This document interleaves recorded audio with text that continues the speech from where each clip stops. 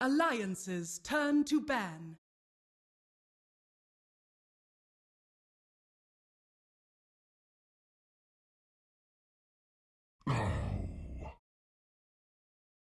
Radiant team ban. Alliances turn to ban. Radiant team ban.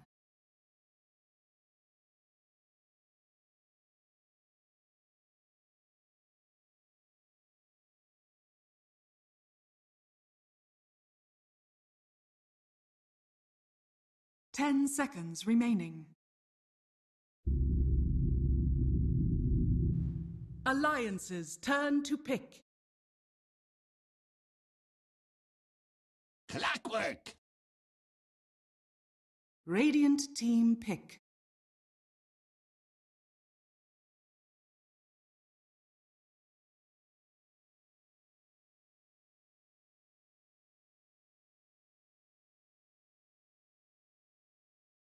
Ten seconds remaining. 5 Welcome seconds back, remaining. ladies and gentlemen, boys and girls. This is it. Game number 3 coming at you here. Reserve time. In this best of 3, our final game of the day. And we got Alliance versus Vega Squadron. Seeing which team moves on again to the playoffs and which team will have to face Radiant team pick. off in the losers bracket against Navi. Well, I'm Breaking CBK, joined by Tsunami here once again. And this is it. We got Crystal Maiden and Clockwork so far, and vice versa even. Similar picks to what we've been seeing. 10 seconds remaining. Second pick is. Yeah, I mean, I can see this going either way. Both teams have definitely looked 5 solid at seconds points. remaining. They have, and both their drafts also have been pretty solid. I can't really say that at any point there was like, you know, the biggest thing I could fault is just the Alliance, the Alliance Enigma pick, but, you know, I'm actually not sure if they picked it into a Kunko or if Kunko was picked first, but regardless, that was the one aspect in which Vega Squadron kind of outdrafted Enigma, mainly Enigma. Can't even say Alliance as a whole, because the rest of the heroes were doing pretty fine, but just the fact that such a big team fight ultimate was never really able to find its place in the game was a big hamper on Alliance's capabilities that game. But this game, they are going to be putting Limp on a Shadow Fiend, so it's a hero that we haven't seen throughout the series, and a hero that I actually don't see too often in general. Definitely a hero that I very rarely see first phase, but I have never known Alliance to be able to, you know, they march to the beat of their own drum when it comes to drafting, and sometimes it works, sometimes it doesn't. I'm sure Alliance fans are hoping it comes out with a positive result for this draft. The game plan here, and Limp Shadow Fiend definitely is something that's of strength, and of course they already got the Shadow Fiend Clockwork combo. Adding up Souls! Indeed. They execute it, which or so. Do a good job of getting those initial souls and then setting up the middle matchup pretty nicely as we 5 seconds invested remaining. into that. I ban out TA so far. Reserve time. Middle option go up against the Shadow Fiend. To mind, maybe some. I wouldn't be surprised if Vega ban out Ogre, or if they don't ban it out, then I wouldn't be surprised if Alliance go for Ogre, because Shadow Fiend's definitely a hero that needs that babysitting mid, and obviously Bloodlust is excellent whenever you put it onto a Shadow Fiend, and Alliance did pick it in game 1, but they ban out one of the hardest matches for SF, which is that TA, and I would guess that the rest of their bans will likely be oriented towards giving Shadow Fiend a good lane. We haven't really seen too much Invoker, but Invoker's not necessarily like a strong laner against Shadow Fiend, but, you know, just heroes that are high damage, and so yeah, ban out the Lina as well.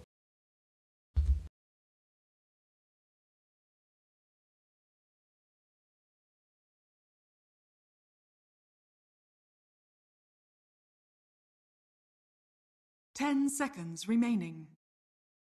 Legion Commander! Alliances turn to pick. Okay, so that justifies the Dazzle ban, but then it seems that Vega Squadron is not too concerned about their mid matchup. They still have plenty of options, and if they wait for the very last pick, then they're risking one more phase of bans for Alliance. But at the same time, then they can pick a mid that not only does well against Shadow Fiend, but will also do well against whatever the Alliance 5th pick will be. That's so far for Vega Squadron, right? By the way, Reserve from game time. 1, I want to say. Yeah, they had the Crystal Tuscan and LC, I'm pretty sure.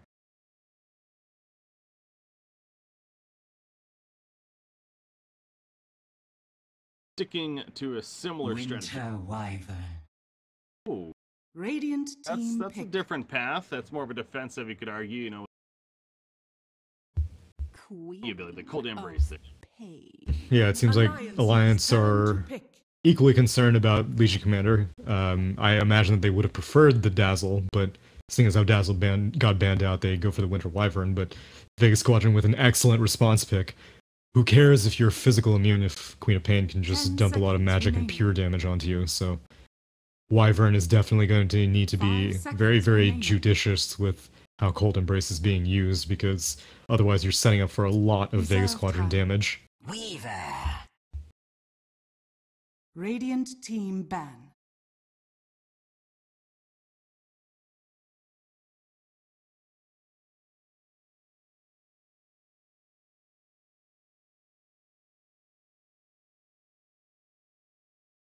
Ten seconds remaining. 5 seconds remaining. Reserve time.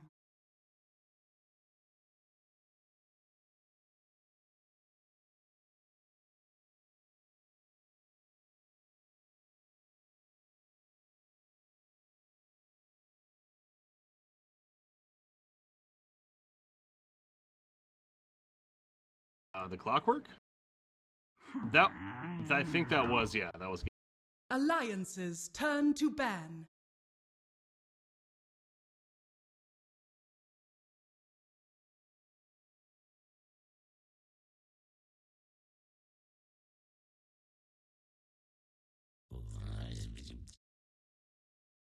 Alliances turn to pick.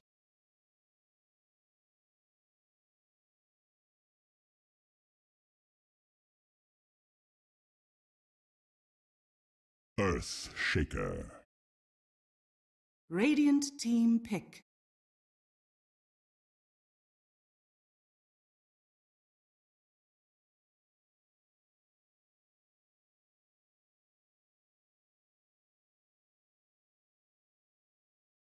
Ten seconds remaining. 5 seconds remaining. Reserve time. That fifth and final pick right there for Alliance. I mean, it does kind of set up a little bit of wombo combo potential here with the Shadow Fiend. You can go for Lifestealer on Vega Squadron.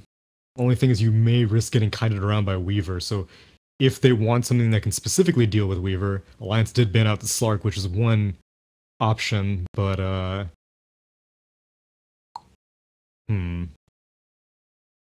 Carries come to mind. I mean, like a Terror. Oh no, Terrorblade's actually banned. Yeah, first phase ban. Alliance has been repeatedly respecting the Terrorblade, which Vega Squadron have a very high win rate with the hero, so they know how it works, but could go for a Core Venge. Oh no, never mind, they banned it out. Yeah, Yeah. I was actually thinking that too, but then noticed.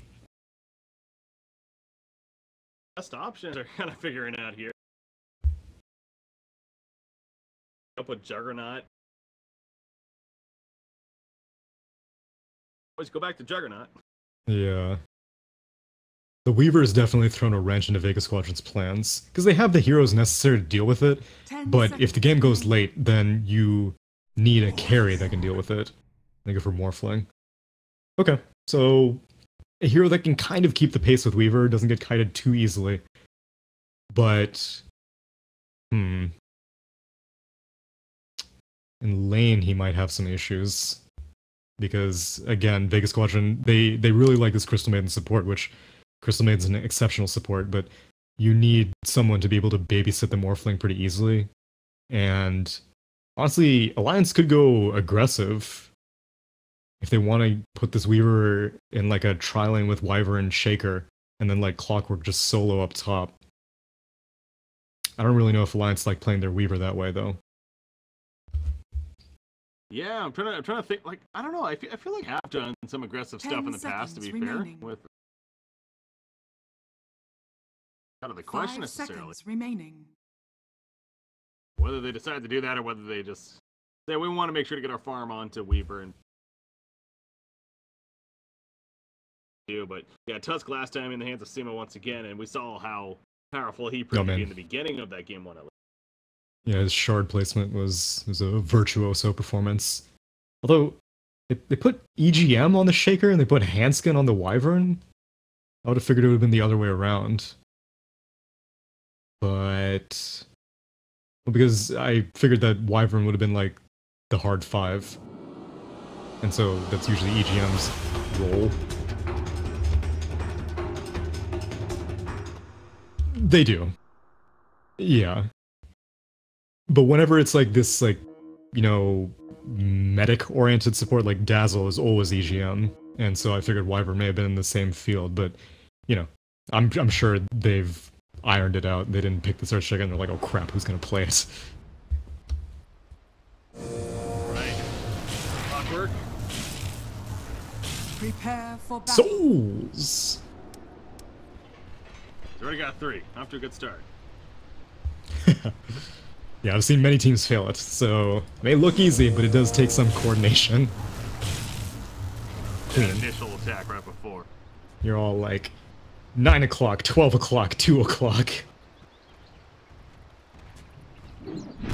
Wow. 6 denies on the Shadow Fiend. He's so good. Earthshaker, meanwhile, he's Tusk ran into one another. Earthshaker already got his vision down, though. He got very quickly. And 0-1 lock in the pole camp. Shadow Fiend, he's going to get a 12 here.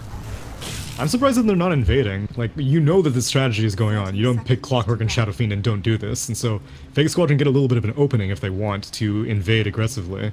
Which, they put one fairly aggressive ward down in the Dire offlane, but they're not going to contest any of the runes.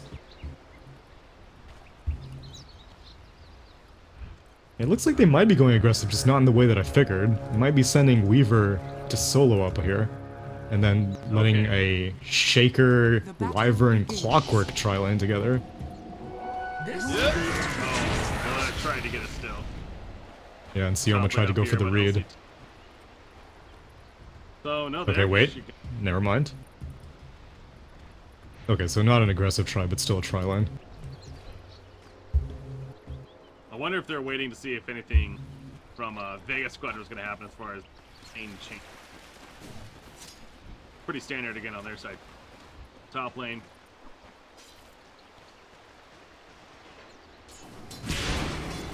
Does end up being pretty safe on either side, although it's going to be Earthshaker and Tusk roaming around and roaming in. Wyvern pops that Arctic Burn and start harassment to begin. Seema runs right into them. Wow. That was the wrong side. I love that hammer and sickle formation that comes every single time these two heroes are in the game. That hits on the other side, you know, maybe that's a different side. Not so. Okay, but you can't load I up. have it again, Oh, but yeah. Afterlife is fast. That overwhelming odds giving 30% more move speed, just a little bit out of range for EGM. Which even then, I'm pretty sure Afterlife would have just eaten his way around, but yeah. Frustrating if you're a shaker. I'm surprised that EGM didn't go for more focus on mid, because like, G was holding on to his first skill point, and so you don't know whether he'll take Blink at 1, and so in that situation then, you know, your Fissure Block would be unsuccessful, but he went for the Shadow Strike onto SF, and SF had a lot of bonus damage, so if you get the successful Fissure Block off, and Queen of Pain has Shadow Strike, then you can deal a lot of damage early on, but instead, putting more of a focus on the top lane, didn't get anything unfortunately, and now Queen of Pain has Blink at level 2.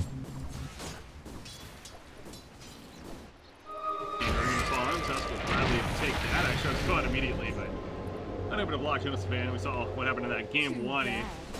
Nice plays with that, but so far hasn't been able to be as effective earlier. Good. It's some boundary room control. This'll come in handy. Again, in game number 1, so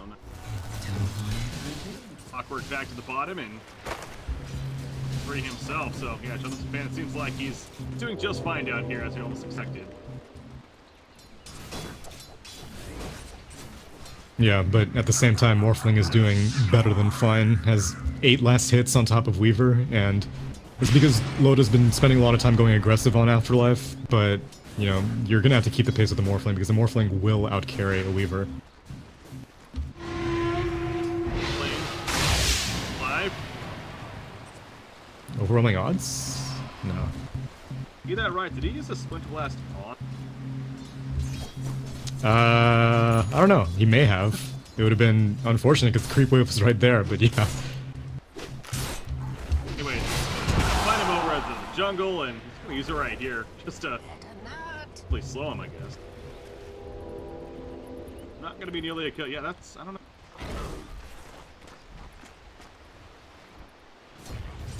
Either way, this Legion Commander is getting a lot done, and this is the, like, what, the Earthshaker's not really getting anything done. EGM is still level 1, 3.5 minutes into the game, hasn't had any successful fissure blocks there. More importantly, has not created pressure. Like, sometimes when, you know, Earthshaker's off the map, you're like, well, I have to position myself a little bit more carefully, but Morphling has waveform, so he's not concerned. Legion Commander has exceptional move speed, and they've already failed 2 gank attempts on her. And mid, Queen of Pain has Blink, so Earthshaker is having a real hell of a time trying to get something done in this early game. Going at it with LC, gonna stun him right as the bat even spawns, so good time. Him, and he'll pick it up as a result, so played. Mid lane, limp. Tusk isn't level 2 yet, unfortunately. He needs to sap it off of this creep. If he can get this creep, then he'll hit level 2. Turn off, though. Oh god, he wasn't in range. 4. Main still barely level 1 here. Regenerate bottom. Crystal Maiden. Simply protect it for now, but look at that, zoning out an Earthshaker. You get away. You get away, this is my rune. there. Oh my gosh. I had my eyes on it, but I wasn't even processing that it would be a kill. I did not. Well, you just basically just missed raises and the Queen of Pain standing in raises. Wow. Okay. Limp gets a massive boost out of that. Yeah. Oh, nice shards. Shards him, he's pissed off. His Queen of Pain wants a revenge, but EGM gonna prevent that if any. Dominating factor keeps him away. What? Meanwhile, what the hell? Lane, what? where the T2 come out, and I get. How the hell does that even happen? He doesn't even have that much, like, he didn't go max agi or something. He had, you know, basically like 75% agi. He must have, I mean, like, the only situation in which that happens is because Morphling was going aggressive. And now Sioma might get vengeance, gets the vision. Oh, I don't know. Him, though, the Orb of Venom? No. I don't know if that shard actually did damage or if it just repositioned him. I don't think it dealt damage.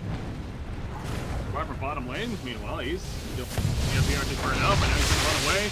But then the Splinter Blast gets a turn kill on a Tusk right before he goes down. I mean, Splinter Blast actually does some decent damage at level 2. Now Clockwork's back. Waveform up in 1 second. Bird, better results up. He's gonna have hook shot up a couple of creep kills, but I don't know if it's gonna happen quick enough. I mean, just the fact that he's managed to get, yet again, Jonas and Fam impresses me with how much he's able to get done. I mean, he got a solo kill on Morphling, so that's definitely, like, a big part of it, but still, like, I don't know how he does it, but Clockwork does not really have this easy of a time. Jonas and Fam just makes it look easy. Radiant's middle tower is under attack. He once again Limp applying some good pressure. It doesn't get the kill this time around on Quap, but launches those races into the trees and gets her to blink away very defensively. Quap all the way back at base, actually, and you see what she only has 2 null talismans. She's still even trying to work on that bottle here. Dire's bottom tower is under attack. Struggle, to say the least. Meanwhile, that Shadow Fiend. Power crits finish. Great, they're setting up middle because of this stuff. Slow down Limp. SF has an illusion rune, and Jonas and Fan is in position to turn it around. If they go in, hook shot, Wants to find G. Yeah, this is interesting. Gets it. There goes the ice charge, but actually Jonas Fan will catch G, and the support's like, wait a second, I thought we were the ones playing aggressive. Crystal Maiden goes down, poured in, warming on stance, but not doing the most damage. Thunder Blast comes out, and the real you wants this kill. He gets it, but at what cost? Down goes Morphling, maybe press the attack to help him out. He has to wait for him, also going strength, so he is going to be fine, actually. Oof. Picture Alliance comes out on top there for sure. Yeah, unfortunately, Hanskin had no points in Cold Embrace. Went for 1 in Arctic Burn, 2 in Splinter Blast, and was almost level 4. Could have maybe saved the Clockwork. I couldn't agree more, EGM. 4 heroes disconnecting is a bit of a problem. But, yeah, if they had managed to get that Cold Embrace, then Morphling would have been pretty screwed, because he used Waveform aggressively to get damage onto the Clockwork, but gets the kill and gets out by help of Press the Attack, so good rotation on the real you to show up for this fight, but he's still, you know, he's most last hits in the game. Freaking Limp has 32 denies, 6 of which were, or maybe a little bit more than 6 of which were cogs, but still, definitely taking G to school in this mid lane right now. Yeah, I want to say at least, what, 15 would have been. Even with that in mind, being 17. Definitely doing a great job here in the middle. Squadron back online, ready to go here, Alice. Know that they're landing kind of deal. Radiant's top tower is under attack. Here, as a lot of these teams are, though. In fact, Alliance, I think it's the same story. They're camping there. Grinding it out. Sweden. As well they should be. These tournaments are very, very important, and well, both of these teams definitely are by no means guaranteed to be invited to any upcoming tournaments, so they need all the good showings that they can get. Well, especially too with Alliance, you know, obviously they just, recent news, they got invited to the Starlight. Ah, yes, that's right. Thing that they, you know, look forward to here, that's one of the main reasons why they dropped out of the dream. Fortunately. Anyways, back to this game. LC. Phase boots, he's trying to finish those. He's oh, EGM has his moment. No. Dire's bottom tower. I mean, like the Fissures missed do look bad, but chances of the Legion Commander dying are pretty slim regardless, because he has Quelling Blade. There's no real way to get a full block and block out the trees, so Legion Commander just can turn around overwhelming odds and then just sprint out, so it's a difficult kill, but EGM has no one better to kill because, as mentioned before, Quap has Blink, Morphling has Waveform. Yeah, meanwhile, Loda, what's he doing up here? 3,200 net worth. He's not doing superb by any means, but he's doing good. Definitely has free farm up here. Perseverance has been picked up, and I think Morphling's CS are inflated both with creeps and with cogs, because there's no way that Shadow Fiend and Weaver are like this far behind a Morphling, who all had free farm lanes, so yeah. I'm looking at that net worth though. Yeah, yeah. Morphling is 1,000 ahead stills. Well, Shadow Fiend, Weaver, and even Clockwork. Game right now. Quap is definitely struggling. Been noticing, yeah, G's having a rough time again. Back at pace, man. Oh, nice shards. They have duel, but they don't have damage. Coming in, they also have the Cold Embrace from Wyvern, just in case. The main reason they picked up the Winter Wyvern, of course. Counter the duel of sorts. Dire's bottom tower is under attack. Yeah, and Curse is going to be an issue as well for all of Vega Squadron, because, you know, Snowball is a great initiation tool. It's also a great tool for lumping all of your team together in one small area, so if you manage to get yourself into a Winter Wyvern, then you're going to end up killing one of your teammates for sure. Bottom lane. We pressured by Loda quite a bit. Now the Shikuchi coming up. Beat it. His raindrop. Be fine, but a lot of damage, and he's actually going to keep out.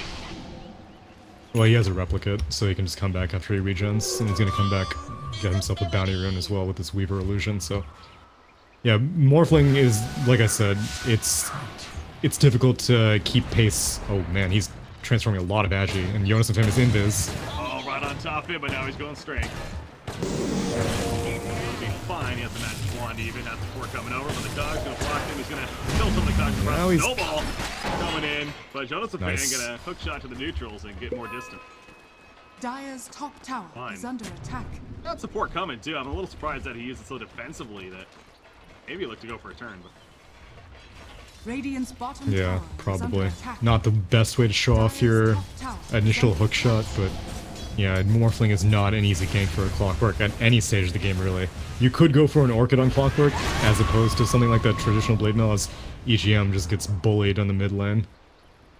But chances are that he'll be going for a Blade Mail, because you pretty much always go for Blade Mail on the Clockwork.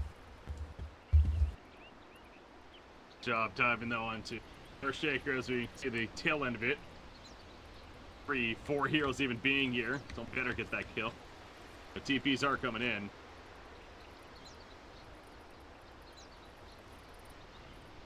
Be good to go as... Yeah, so we're gonna get a TP in from the Wyvern. Not level 6 yet, still about to hit level 5, but Limp is gonna take this bot tier 1 along with Loda, so the push is much stronger from Alliance at this stage of the game right now, and without Legion Commander in position to counter push, she takes a tier 1 of her own in the top. Loda begins Worthy tribute. perseverance for now. This is gonna be a problem dealing with Morphling, because like they have nothing to stop Morphling from just morphing strength. They have no way of silencing him, and they have no burst damage to really discourage him from staying at low agi. Silent gets just run down by Jonas and him, and this Radiant jungle goes down just to see him. It's Morphling, yeah, and plus he's going for a Lincoln Sphere right off the bat, so even if Orchids start coming out on the side of Alliance, then you're going to need more than one, because they have Splinter Blast, which will have to be directly cast, and that is it in terms of getting rid of his Lincolns. Or I guess Curse also, but you don't want to have to pop Curse with a... You don't want to have to blow Lincolns with a Curse. Not want it. Bottom lane though, they are going to try to siege right here, but the same thing happening at the top lane. And in the way, it does have LCS 5. See about 1,500 gold saved up, so that'd be pretty nice. Radiant's Up bottom right here. tower Loda is will under make his attack. way to the top, puts that swarm out. And we'll keep them actually killing the Radiant's tower while bottom Limp, he'll tower finish the has job at the fallen. bottom lane. He has some Dragon Lance, by the way. Quick wave and another 1,000 gold. Dirty build early on here from Limp. Middle lane Dire's G. top tower is under attack. Aroma on hand, there's the Fisher Sun. There's Follow Echo. up, Oh. Close. running up. Now, tier 2 top gets denied. Has been Play by denied. Loda acting. Still no Another curse. Warpling. As you mentioned, they can't really stop the strength. Nope. It's fine. Look at him too using the illusion to pull the... Yeah, that's very clever.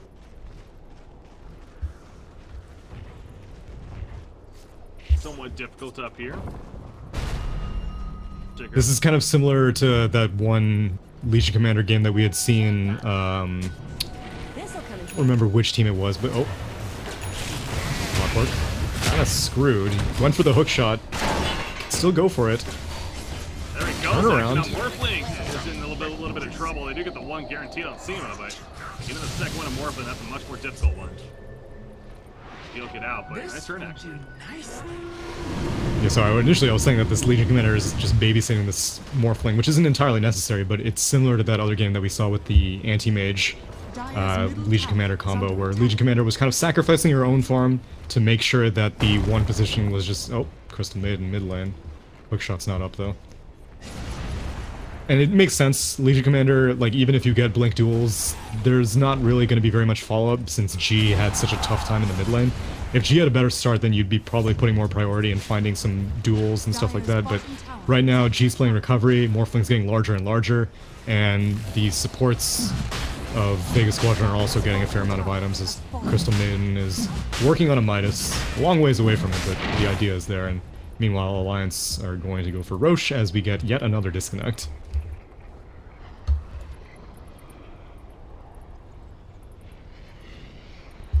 One up. You know, there was, what was it, the series a couple of days ago, we did see a little bit of the moment from, I forget the opponents that were even playing that one. they basically unpaused it earlier before the other team actually agreed to unpause the game because Loda was just so frustrated with all the pauses that were happening at the beginning of the game. I mean, this one's clearly, you know, it's not their fault. It's just technical issues. It happens. But as a player, I mean, it's got to be a little frustrating, you know, constantly. Yo, it's been a long day. It's been a long day for Alliance. I imagine that they want to get this over with. Ideally with a victory. Yep. At least it was a relatively close series, but I think they would have preferred a longer series if it was up to them. Uh-oh. Wow. The epidemic continues. Here.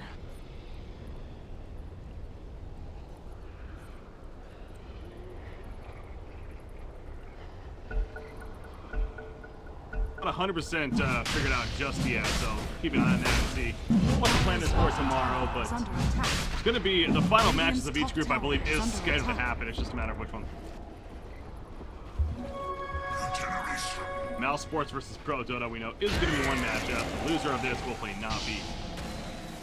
The top lane, back to this game though, and they're chasing down Morphling yet again. We've seen this dude several times, but I just keep stressing it. How do you truly kill him? Tough part. 5 seconds until TP, but they don't... Oh wait, Wyvern's 6 now. Oh, they can definitely do something now. He can go for a waveform TP, but it's... yeah, he's pretty screwed. So it just takes a long time, but do eventually kill him. Middle tower is going to go down in first spot, so that's pretty good by Vega at least. It just, you know what, make the best of it. Good kill, obviously. And they discouraged that Roche attempt. So even though Limp was getting some work done on Roche, now it's pretty much all nullified. They waste so much time. Well, not waste, it's definitely worth it to kill the Morphling, but you see how survivable he is. Hanskin was basically playing chicken. If you go for the TP, I will Winter's Curse you, and so unfortunately the real you didn't have a choice on this Morphling. Really trying to find something over here. Dire's bottom tower is under attack. Eventually gonna wear off, and bottom lane being pushed in. You got Afterlife sitting there with his new blink deck. And Queen of Pain acting like she's buying it herself, so if Alliance fails, they want to go to the bottom, or the top lane even, whatever. It's like nice tower. There's the Echo Slam on top, not enough for the initial kill, but it's gonna be a kill on a Tusk here as he's completely blocked off, so that time EGM lines up the picture very well. For the second, but like I said, the bottom lane, you see what LC and Quap are doing. Yeah, Dire uses their glyph, saves that tier 2. Radiant still have their glyph, and they still have some heroes as well. GTPs to the shrine, not gonna find anyone. Loda just quietly walking away. And Loda actually not going for an early Lincoln Sphere. Instead, looking like he's gonna be going for this Maelstrom instead. So completed that to Dragonlance, now going for Maelstrom. Has no boots, which is typically the go-to build these days on Weavers, but this is a product of the fact that Legion Commander had such a bad start in the early game. But now, Afterlife has a Blink Dagger, and Blink Duel is going to be a real concern for Weaver if they ever find the Weaver, which there's a lot of aggressive wards on Radiant right now. They've got pretty much like 80% vision on the Dire primary jungle, and as well as a fair amount of vision on the mid lane as well. So if they find Weaver, they can wipe him out very quickly. Lane Fissure hits Tusk, but they have the reach outside of that. Seems like that's, well, I mean, they do have Clock with the we've seen several of these fissures now, these max distance fissures hit, and then just nothing happens. Worthy trip. Follow up with that, but still need more progress in the game, including that Blink Dagger on Earthshake. 1,500 plus gold saved up, so he is getting there. He has Arcane Boots as well, and Magics. Yeah, EGM has recovered very well. Now out farming the Crystal Maiden, they see the Morphling, or rather, on their way around. Silent with the setup. And this is the aggressive warding coming to play. Not only does Morphling feel safer, which he does have that Lincoln Sphere completed now, and so now there's really nothing that Wyvern can do. He can just straight go for the TP, and you need to pray for either a hookshot or a battery assault to cancel out TPs.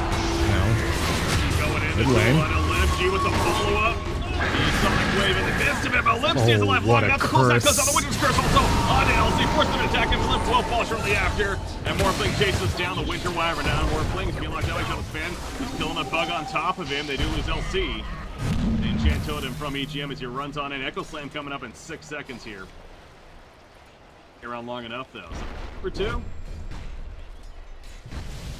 Down. Yeah, that curse at the last second. Tusk had the right idea. Legion Commander went in for the duel onto the Shadow Fiend, and G immediately followed up with a great Sonic Wave connecting on both the Winter Wyvern and the Shadow Fiend, but Shadow Fiend is very, very tanky. He's #1 net worth, and he's gone for tanky items. He got the Wraith Band, Strength Power Treads, Magic Wand, Ulti Orb. This is not a damage-oriented Shadow Fiend. It's one that knew that he was going to be taking a lot of harassment, so survived the duel.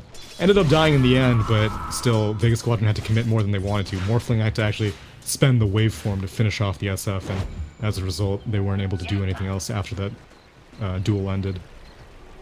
Over 4 Morphling, that shotgun build, as it's so-called, is definitely getting closer. He already has the Ghost Scepter, and of course,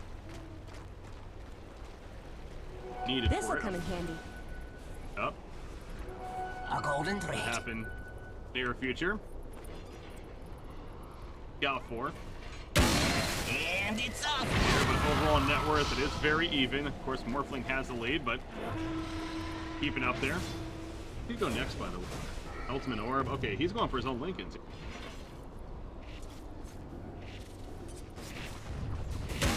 Yeah, I would have. He was going to be going for it later, but I definitely would not have guessed that Limp would complete a Lincoln's before the Weaver would, but that just goes to show how good Alliance have been at protecting Loda. Even though they have all these aggressive heroes on Vega Squadron, Loda's never really been under threat. Every single fight that Weaver has been taking has been on his terms. That Lincoln's finished. Shadow Fiend. We need to come into play down here at the bottom lane, because Morphling and Crystal Maiden are waiting by patiently. Oh, but Morphling goes in, replicates on a Crystal Maiden illusion, and kills off the Earthshaker right off the bat, but now you're in really deep. Yes, he is. He is no Ghost Scepter. Shift just not going to matter. Gets the kill on Earthshaker, but it comes to the massive cost. Shadow Span cannot land the hook shot unfortunately, so the follow-up is not there. Go for more Loda, looking to chase on the uphill. Not going to be, though. Morphling was at the bottom lane. Thought they were setting up on a limp, and all of a sudden he appears mid and dies as a result of it. Yeah, he was not expecting that quick of a reaction from Alliance. Thought it was a free kill.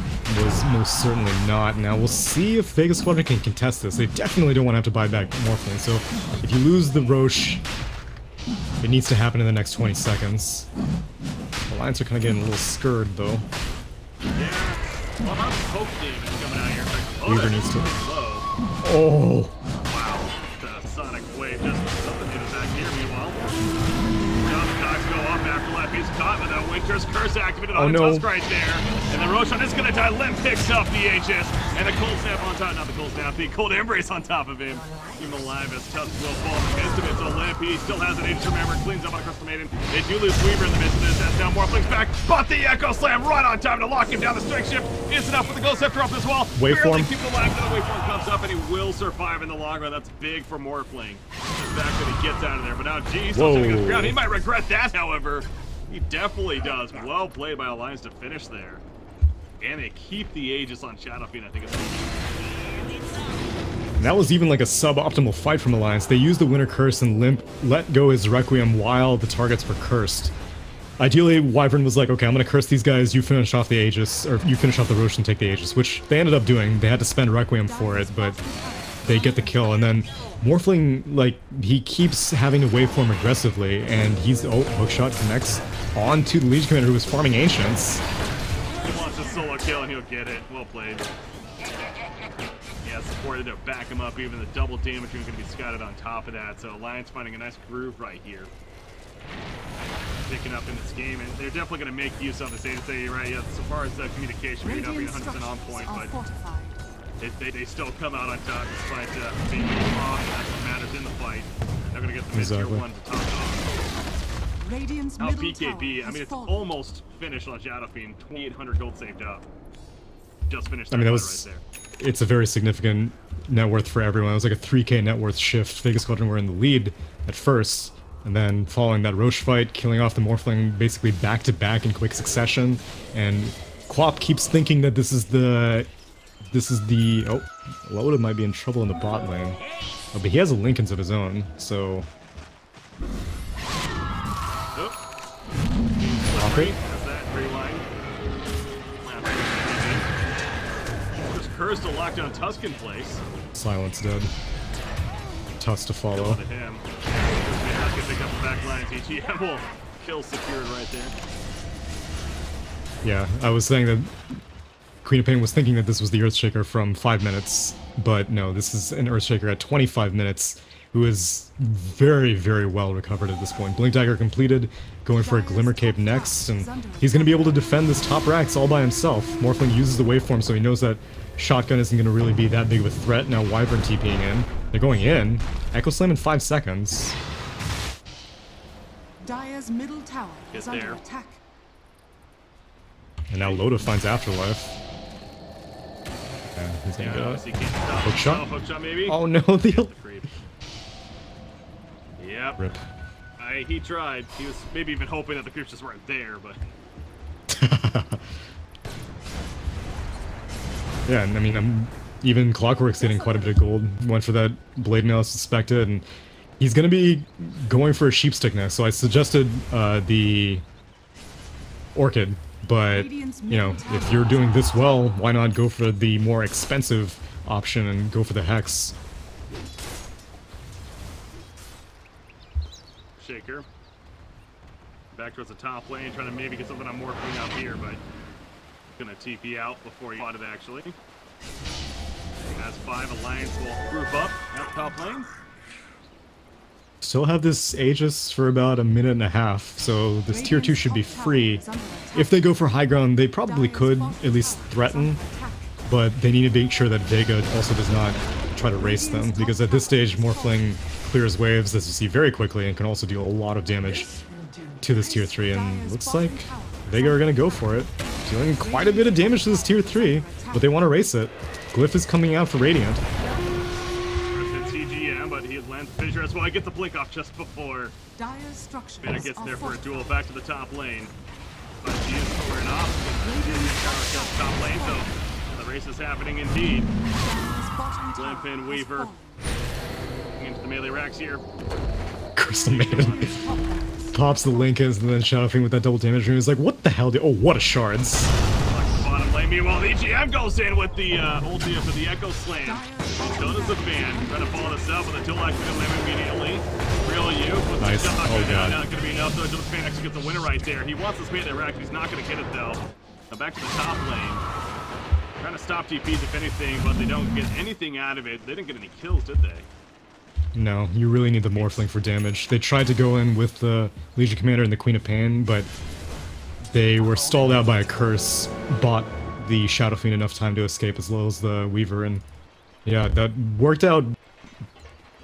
It's not too dramatic. I mean, yes, a melee Rax did go down on the side of Vega Squadron, and unsuccessful by Vega Squadron pushing into Alliance's melee Rax, but very, very weird, because both teams have great team fight. Like, this is not some kind of, you know, Nature's Prophet Lycan type Broodmother draft or something like that, where both teams are just like, I don't want to fight. Well, I don't want to fight either. No, both teams have great team fight, but neither one really has great initiation. Alliance is the best option with Hookshot, but, you know, if Jonas and Fan considers to be in their best interest to go for the attack rather than the defense, then they come out on top with 1 Rax.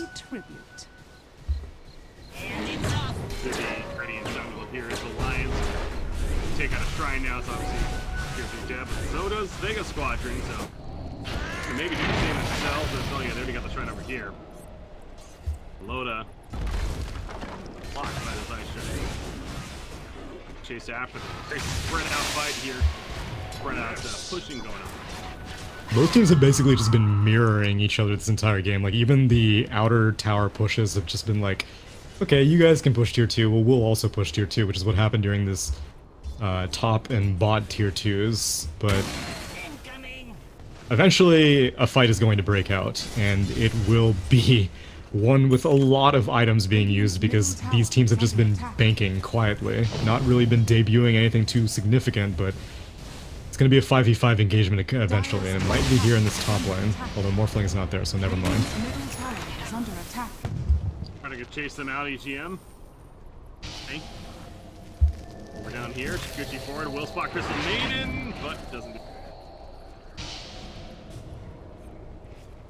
Retreat again, and yeah, evasive maneuver happening. Seems like more so on the side of Vega console. Catches from successful. There's now a Hurricane Spike though. Shadow Fiend. BKB and the Lincolns. You could argue a very defensive build on Shadow Fiend. Oh yeah, for sure. It was even shown by his early game items. Like, this was just his plan from the start. Let Weaver go full glass cannon and let the Shadow Fiend soak up most of the damage. Now that Weaver has completed that Lincoln Sphere, then he's feeling pretty safe, especially if they need a second Lincoln Sphere. They have Limp's Lincoln Sphere, and he can afford to give it up as now Morphling is in really deep. He has a more replicate, so yeah, that's good. Right. Scary mood over there, but really no reason for him to be afraid. I mean, he's been like polishing the shotgun for like the past 15 minutes and just has not been able to use it on anyone, so I can understand why the real U is getting a little itchy, but it's game 3. Gotta be careful. The hook shot. Just to the left of him. Slotted him with the flick. Weaver is going to spot Morphling. And with the hook shot being down though, don't know if they're going to really be able to chase down Morphling. Bit of damage off. I'm going to try to cut off Crystal Maiden. Yeah, this arcane rune from Weaver. He has like no cooldown. Meanwhile, Limp kills off Afterlife. Yeah, and Weaver's like, oh hey, rain tracks. Section though, but yeah, way up here they kill off Lifestealer. Back Loda. Afterlife. Not Lifestealer. I think he said Lifestealer. Oh, did I maybe? Alright. It's been a long day. It has been a very long day. And these teams are not making it feel like it's any shorter this game. This has been like some of the most methodical play we've seen all day, and I mean, no team has really been making mistakes, so that's working. But it's definitely a far cry from the bloodbaths we saw earlier in the day. I stress about Shadow Fiend again, that level 20 talent for him, how much steroid ability that is. Damage per soul, so that much deadly here. I don't know, they could have Oh yeah.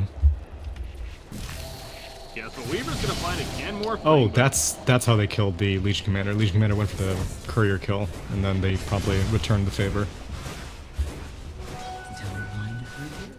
Our flank continues to kind of push out, has that replicate up though, and then gets out of pressure. Split push idea. Seems like that's Vega Squadron's go-to strat. This will do nice. Tends to be with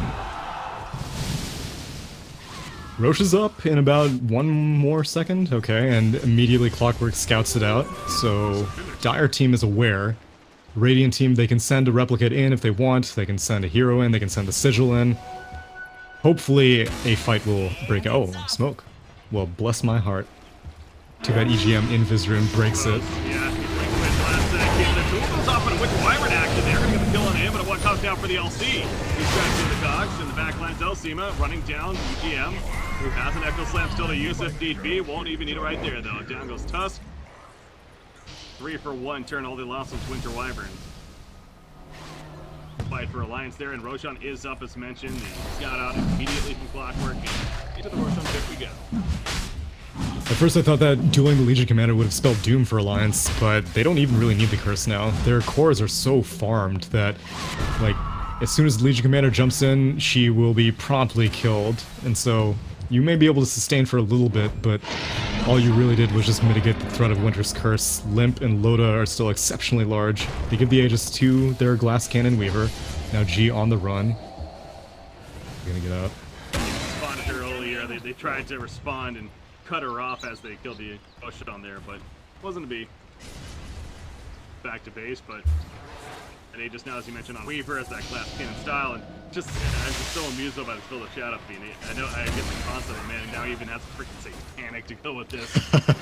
Hell, I wouldn't even if he goes Aghanim Scepter, that would be amazing because he got that damage per soul talent, and You know, Winter's Curse is kind of difficult to set up a normal Requiem with, but an Aghanim's Requiem... Wow, I can't believe G got that denied. But yeah, an Aghanim's Requiem will be devastating, but I don't think he's going to go for it, but it would be amusing if he did. Holy After moly. the Echo Slam in the back lines, catches Quinn and Pain already below half-life. He's going to survive press the attack and destroy Andy's as well. Gets a good, decent side wave up actually. But Tusk going to follow Olympus in the front lines. Guess what? As we keep going back to, he's just so tanky right here. Tusk does fly back immediately. Crystal Maiden going to stay dead though. Satanic was used, but he even still has a BKB. He has his Hurricane Pikes to use. I mean, we're just not killing this Shadow Fiend, it feels like.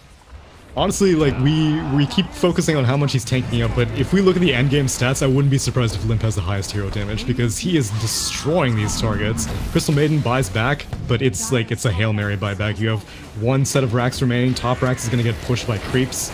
You have so much sustain, Weaver still has Aegis. Now Satanic's back up, ready to go, so here we go. Vega's gonna trap himself in, and they trap for the duel on a Shadow Fiend. That could be a good one, and will it work out at the end?